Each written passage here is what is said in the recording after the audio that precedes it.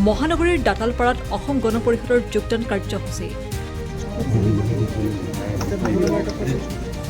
মধ্য গুৱাহাটী যুৱ বিধান পৰিষদৰ উদ্যোগত 11 নং ৱাৰ্ড যুৱ পৰিষদৰ সহযোগত পশ্চিম গুৱাহাটী বিধানসভা সমষ্টিৰ বিধায়ক ৰমেন্দ্ৰ নাৰায়ণ কলিতাৰ উপস্থিতিত বৃহৎ যোগদান কাৰ্যসূচী অনুষ্ঠিত হয়।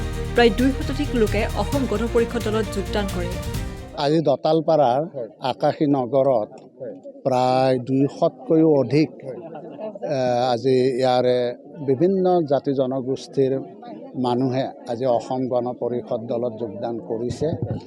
মই তেখেতসকললৈ ধন্যবাদ জ্ঞাপন কৰিছোঁ আৰু আদৰিছোঁ।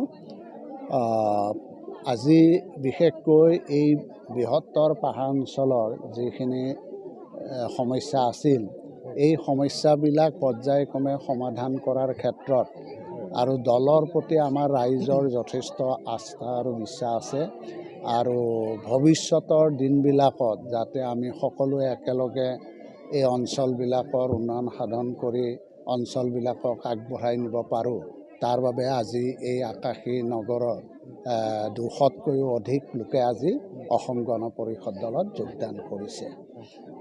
ৰাজপথ বনাই দিম বুলি কৈছে, পাহাৰৰ নামঘৰ বনাই দিম বুলি কৈছে, ৰাজপথবিলাক ভাঙি গৈছে। নাই চাওক, মই উঠি আহোঁতে দেখিছোঁ এই ৰাস্তাটো আগতে বনোৱা হৈছিল, কিন্তু দেখা গৈছে যে 2-3 ঠাইত অলপ মেৰামতিৰ প্ৰয়োজন আছে। গতিকে মই মোৰ বিধায়ক ফাণ্ডৰ পৰা মেৰামতিৰ কাৰণে যিখিনি পুঁজিৰ প্ৰয়োজন হ'ব সেইখিনি মই দিয়াৰ কাৰণে আজি তেখেতসকলক আজি প্ৰতিশ্ৰুতি দিছোঁ। আৰু তাৰোপৰি প্ৰতিশ্ৰুতিয়ে নহয়, মই ইতিমধ্যে এইখিনি টকা মুকলি কৰিয়ে দিম যাতে এই ৰাস্তাখিনিৰ কামখিনি যিখিনি বেয়া হৈছে এইখিনি মেৰামতি কৰি উন্নত কৰি যাতে যাতায়াতৰ সুচল হয় তাৰ বাবে মই অচিৰেই ব্যৱস্থা ল'ম। আৰু ইয়াত এটা গণেশ মন্দিৰ আছে। আমি আমাৰ পাহাৰ অঞ্চলৰ লগতে সমতল অঞ্চলৰো আমি বহু তেনে নামঘৰ বা মন্দিৰ মছজিদ আদি বিভিন্নত আমি পুঁজিৰ ইতিমধ্যে আবণ্টন দিছোঁ। গতিকে এই গণেশ মন্দিৰটো ইতিমধ্যে ৰাইজে যথেষ্টখিনি কৰিছে আৰু কিছু কাম বাকী আছে। গতিকে মই অতি শীঘ্ৰে এই গণেশ মন্দিৰটোৰ বাবেও 3 লাখ টকাৰ এটা আৰ্থিক অনুদান দিয়াৰ কাম কৰিছে। চিয়ৰ পানীৰ সমস্যা আছে। এইটো এতিয়াৰ সমস্যা নহয়, বহুদিনীয়া সমস্যা। ইতিমধ্যে আপোনালোকে জানে যে বিধানসভাটো মই গুৱাহাটীৰ পানী যোগান আঁচনি সম্পৰ্কত বিভিন্ন সময়ত মই উপস্থাপন কৰি আহিছিলোঁ আৰু গেমনেও যথেষ্ট সামুকীয়া গতিত কাম কৰি আছিলে। গতিকে এছেম্বলিত এইটো মই মাননীয় মন্ত্ৰীৰ দৃষ্টিগোচৰ আনিছোঁ, মুখ্যমন্ত্ৰীৰ দৃষ্টিগোচৰ আনিছিলোঁ। ইতিমধ্যে মুখ্যমন্ত্ৰীয়ে গেমনক অব্যাহতি দি LNTক ইতিমধ্যে এই কাম কৰিবৰ কাৰণে দায়িত্ব অৰ্পণ কৰিছে। এতিয়া পূৰ্ণ গতিত কাম হৈ আছে। গতিকে মই ভাবোঁ যে খুব সোনকালে আমি আমাৰ এই চেণ্ট্ৰেল গুৱাহাটীৰ এই পাহাৰ অঞ্চলৰো যিখিনি মানুহে বিশুদ্ধ খোৱা পানী বঞ্চিত হৈ আছিল এইখিনিয়ে নিশ্চয় বিশুদ্ধ খোৱা পানী পাবৰ কাৰণে সক্ষম হ'ব। BTR ঘটনাটো লৈ কি নাই, এতিয়া BTR কালি অৱশ্যে যিখন 6 জনগোষ্ঠীৰ যিখন মন্ত্ৰী গোটৰ প্ৰতিবেদন জনজাতিকৰণ কৰা সম্পৰ্কত সেই প্ৰতিবেদন দাখিলহে কৰিছে। আমিও এতিয়া সেই প্ৰতিবেদনত কি আছে আমিও এতিয়ালৈকে চোৱা নাই।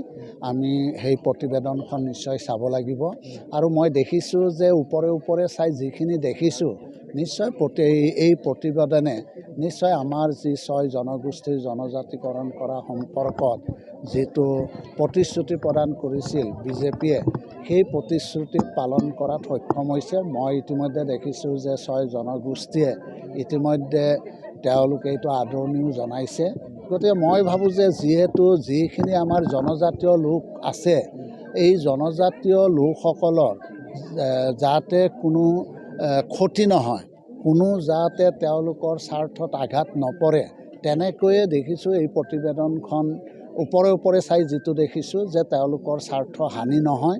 গতিকে সেইটো কি কাৰণত কৰিছে এতিয়ালৈকে মই অৱশ্যে অৱগত হোৱা নাই, কিন্তু এইটো প্ৰতিবেদন দাখিল কৰাৰ আগতেই এই ঘটনাটো সংঘটিত হৈছিল। নিশ্চয় প্ৰতিবেদনখন চোৱাৰ পিছত হয়তো তেওঁলোকে এইখিনি কথা উপলব্ধি কৰিব পাৰিব।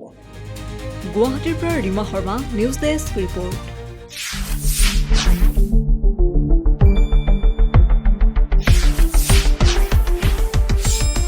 শুদ্ধ আৰু বিস্তৃত বাতৰিৰ বাবে চাই থাকক নিউজ ডেস্ক ৰিপৰ্ট।